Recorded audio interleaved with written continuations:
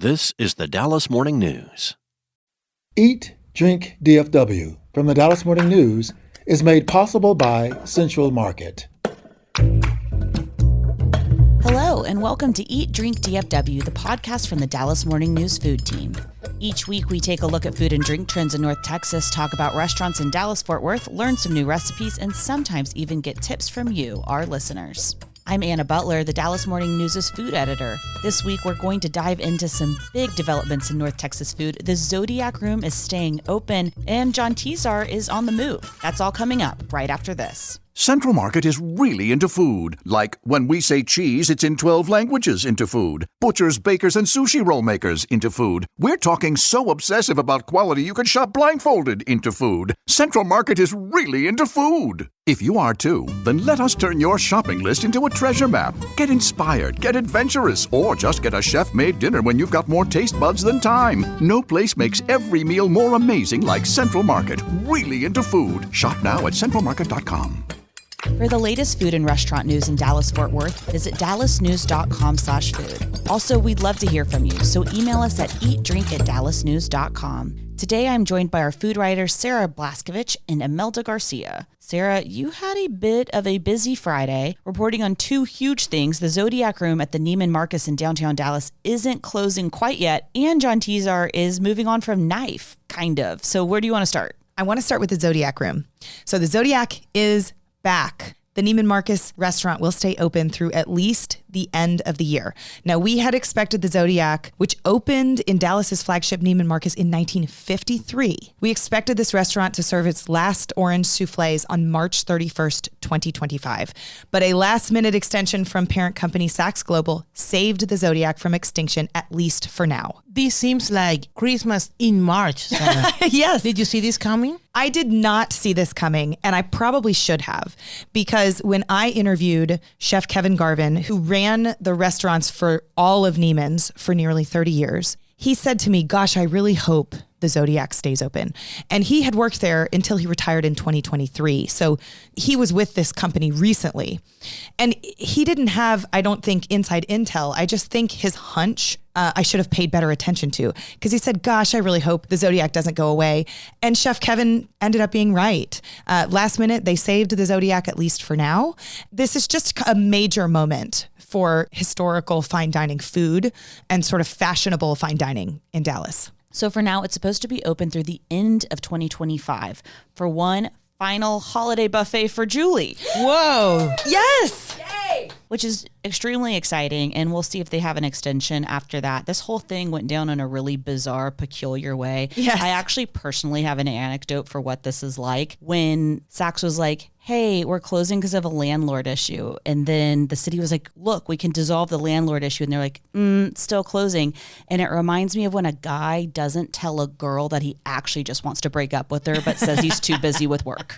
Yeah, that's such a good point, Anna. This all seemed too hard. I mean, unfortunately, we see restaurants close all the time. This one was so emotional, it seemed, for everybody involved, and the city got involved. The city got involved. And I will say personally, too, when I came on this podcast for the first time, y'all asked me who my food influence was. And I said Helen Corbett.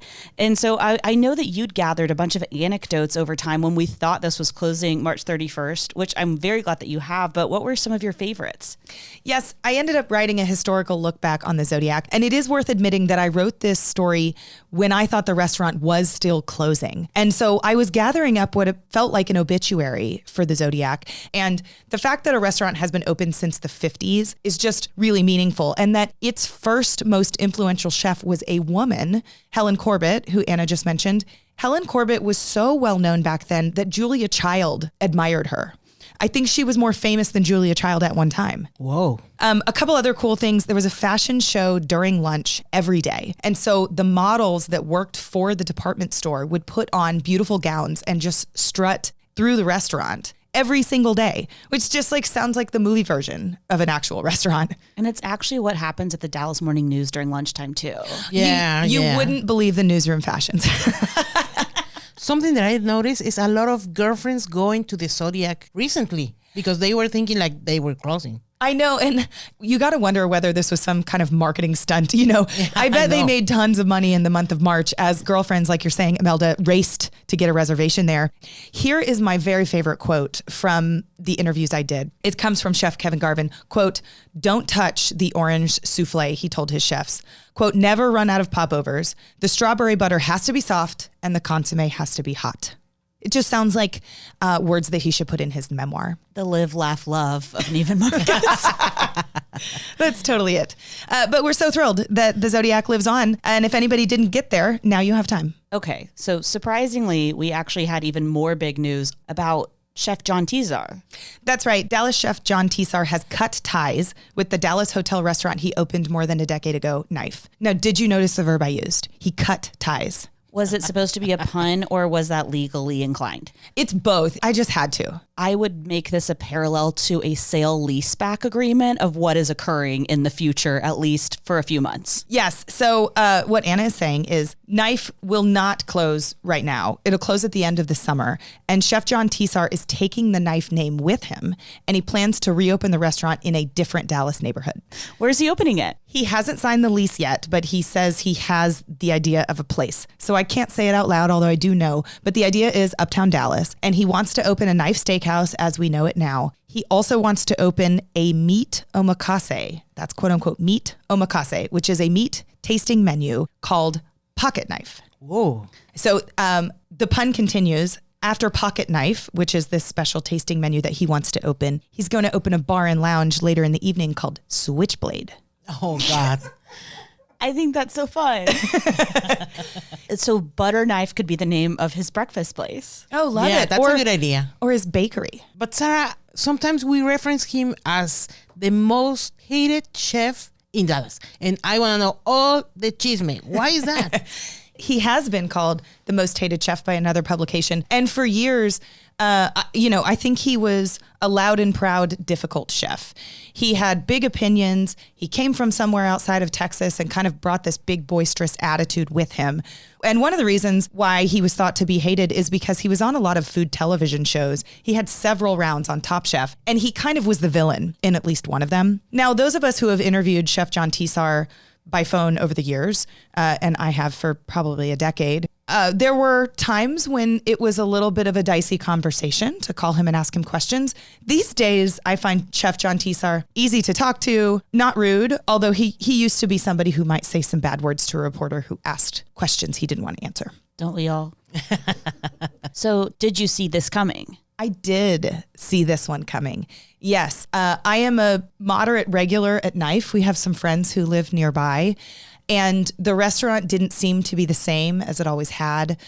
I did find Knife to be a really great steakhouse. It flew under the radar a little bit when it came to those like celebrity hotspots in town, like a Nick and Sam's and a Town Hearth. But I found Knife to be a really good steakhouse. I also loved that John Tizar had house-made pasta dishes on the menu. So anybody going to Knife who didn't want a steak could find actually a really wonderful Italian meal as well. So I was a fan of this place, and it seemed like it was just waiting for change. And Chef John Tizar said last year, when he didn't get any Michelin attention for Knife, that he wanted to reinvent the restaurant. I think he wanted a new design. Well, it seems all of that has fallen apart. And instead, the hotel restaurant will become something else.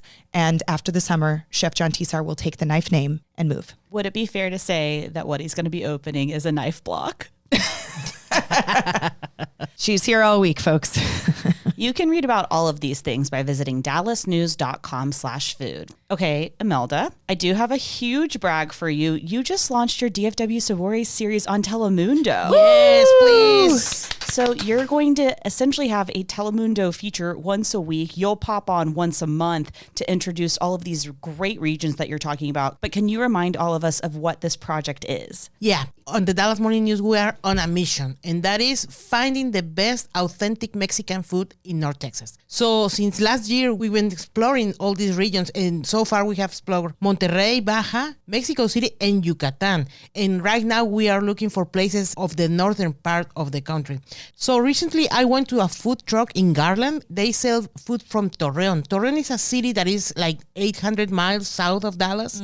And a lot of people from Torreon live here in North Texas. So they have these lunches. They are like big tortas with a roll that is called pan francés. It's like French bread. And they also have flour gorditas. Every place that we are visiting have their own special dish.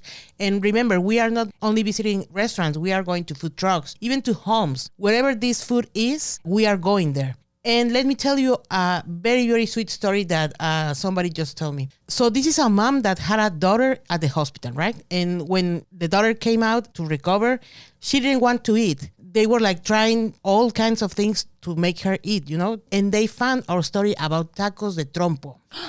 These are from Monterrey. So they decided to give a try to one place that we list in our story. And they went there and the daughter loved the tacos and the salsa. And since then, she's eating again. Oh my gosh. Guys, we are saving the world one taco at a time. Imelda, I think that is so awesome. And also, I want to go back to the fact that you're a television star now. I know. Telemundo, one time a week. You do bring the soap opera vibe to this podcast. And so now you can take it to TV. I was going to say, I feel like your dream would have been a telenovela, but this will work. Yeah, this will work. Yeah. The journalist in you just has too many facts to share instead of juicy tidbits. Correct. And Anna, you have a friend that is like following all these stories and trying the places. I do. My friend Blanca is going through all of your stories and trying to hit every single place that you talk about. Amazing. You can find a restaurant guide to all the places Imelda has discovered by visiting dallasnews.com/sabores. We're going to take a short break, and when we come back, it's time to talk about TV and how it's been influencing how we eat and drink lately. Central Market is really into food, like fish flown in so fresh it still has jet lag into food. Our sourdough starter has been around since grunge was a thing into food. We're talking more prime cuts than a greatest hits album into food. Central Market is really into food. If you are too, then we're the HQ for you. Whether you're a make every recipe in the cookbook foodie or a my favorite recipe is reheat type who just digs the delectable, no place makes every day more delicious like Central Market. Really into food. Shop now at centralmarket.com. Welcome back. In just a minute, we're going to talk about how TV is impacting the way we eat. But first, a quick reminder that giving our podcast a good review helps other people find it. So if you like it, please say so. And if you don't, you can skip that part. 5 stars. Sarah, okay, you are not alone in the fact that you're watching White Lotus right now. Yes, I am. And not only am I watching it, but when I open my phone, my Instagram feed is all White Lotus. So the show is seeping into every part of my day. It's sort of following me. So Julie, I have to start by saying that since the first episode of White Lotus, Parker Posey's character reminds me of you. Now, shut up. You're not going to hate it. Stick with me.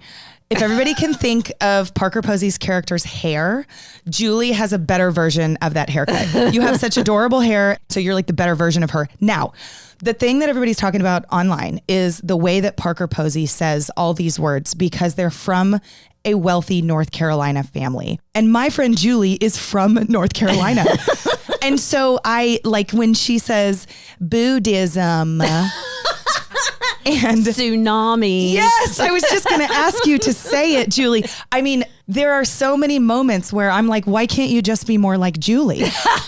Because then she says something insane and I'm like, oh, I don't like this character anymore. But Julie, there's like 5% of you that's inside of her. And the words remind me of you. That is so funny because she's kind of like my sister. Yeah, I love to hear that. I feel like you know someone like her, don't you? I know so many people like her because I've got so many friends, wealthy friends in North Carolina, and they'll post their family photos. And I've been seeing a lot of pictures lately and I'm like, you need to double check your son's relationship. Yeah, that's not a spoiler for anybody who doesn't know, but if you've been watching, oh my gosh.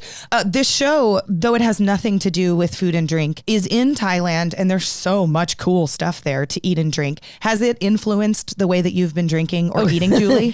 100%. Like every single episode, they will have, at least one person will have a glass of rosé or a white wine. And it's always, you could tell it's so hot in Thailand where they are. It's just blistering. So the glass is always very foggy. There's condensation on it. Yes. And it makes me so thirsty for a cold glass of wine. I actually have a bottle of rosé in my fridge right now that's about 3/4 of the way empty. And fruit. I don't eat fruit, and now I am dying for pineapple. Okay, so much fruit at breakfast time at the White Lotus Resort, and especially the three women who are allegedly best friends but seem to be coming unraveled quickly. Yeah. They will sit around and love to hate to love one another. And Lori will pick at that fruit. And there was one episode where she must have had a pile of pineapple and strawberries. And with every hateful bite, she shoved that fork into her mouth and chomp, chomp, chomp on the fruit. And then she'd go back for it as one of her backstabbing friends said something else that was mean. It didn't make me want to eat fruit. It made me wonder how much fruit has that actress eaten in order to get the scene finished? Seriously, there has to be like a vat of fruit sitting in front of her. And you notice they never show the actual plate. Yeah. So there probably is just this monster pile of fruit. And have they never heard of an omelet? There are other things to eat for breakfast. Yes. Also, the way all these people look, by the pool, you're also like, do we really drink margaritas all day? Yeah, Because if no. I drink margaritas all day, could I look like Jacqueline looks in that bathing suit? No. I mean, I'd have to say thank you, though, for the Parker Posey reference. And I'm going to go with Parker Posey as opposed to Victoria. Because Okay, yeah. I adore her. me too. And I would like to see myself in her. But if I was loaded and just taking piles of lorazepam, then I might be her. I hate to say it, but it's true. Well, I like the version of Julie we have instead. Thank you, Sarah. I appreciate that. All right. It is clear that watching television shows can influence our eating and drinking, whether they mean for it to or not. Yes, I remember me watching a lot of Mad Men, and all that whiskey, Yeah. and all of those cigars. I tried to be like them, but no, I had to swap the whiskey for apple juice because it was a lot of whiskey. The idea that you could just drink all day long at work is madness. And a dream. Fever dream for sure.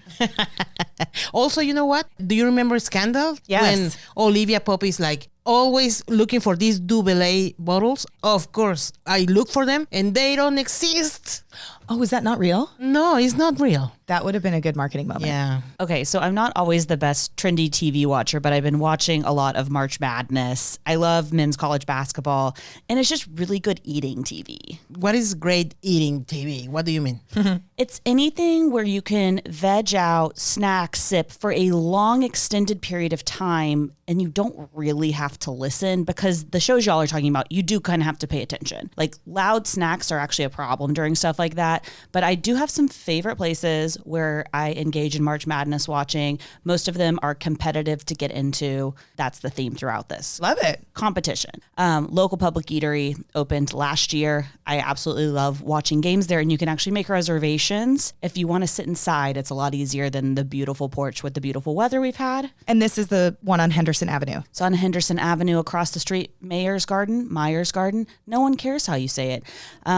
Green Point on Knox has one TV, but you can get in front of that TV, and man, it's a great place to watch basketball. And speaking of white wine, like we were talking about earlier, they have a great white wine list. Fantastic white wine list, fantastic cocktails, very fresh food. If you need something family friendly, I like Palmer's because the kids can like kind of run wild inside, but you still get that indoor outdoor feel with the garage doors. So, just some thoughts there. I love it. It sounds like we're all watching a lot of TV right now. So much TV, but Sarah, you had a dinner idea to share.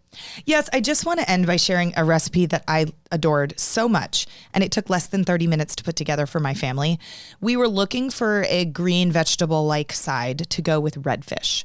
It was a Friday during Lent, and so we wanted it to be healthy, but also I didn't want to spend a lot of time, and I didn't want, again, to have asparagus on the grill or zucchini on the grill. We wanted something a little bit more. And I found an Instagram recipe from Foodie from VT. And it's warm broccoli salad with roasted chickpeas with a Caesar dressing made from tahini. So you roast some broccoli, you toss in some shaved Brussels, and you put the chickpeas in the oven. While you're doing that, you whip up some tahini, lemon juice, a little bit of, whatever you got, garlic clove anchovy paste, olive oil, salt, and pepper. And then you just mix the warm broccoli and Brussels together with that Caesar-like dressing, and you finish it with shaved Parmesan. I made that while my husband was out on the grill doing redfish with a little bit of garlic butter on top. And oh my gosh, the two of those things together, I loved it. And I suggest this warm broccoli Caesar to anybody looking for an easy and delicious side. I love the fact that it's a warm salad. Yeah, right? I mean, we're big fans of a cold Caesar salad too. And this one was just a little twist on it. I'll also say that one of my two kids liked it, which like a 50% rating, not bad.